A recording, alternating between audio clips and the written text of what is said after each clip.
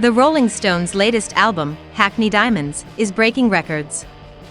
The Rolling Stones are the first band to have a new record in every decade since the 1960s and make it to the top 10 in the US. Hackney Diamonds, the band's third studio record, debuted at number 3 on the Billboard 200. With 38 albums, they now hold the record for the most US top 10 albums of all time, beating Barbra Streisand, who came in second with 34.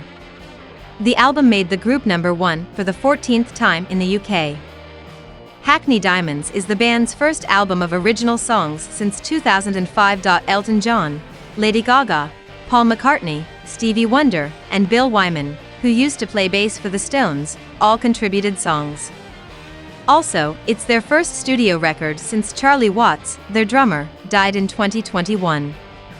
Hackney, East London, was the site of the record launch in September. Keith Richards, the guitarist, said, "Ever since Charlie's gone, it's been different. He's number 4. He has been missed, of course." Steve Jordan plays drums on the new record instead of Watts. He also filled in for Watts on tour this summer. With 6 number 1 albums, the Stones are also the band with the most albums in the US in the most decades. Hackney Diamonds hasn't been to the top of the charts yet in 2023, but a reissue of their 1973 record Goat's Head Soup did in 2020. This means that the 2000s were the only decade without a Rolling Stones album at number 1. The Rolling Stones and Robbie Williams are now tied for the most number 1 records in the UK with 14.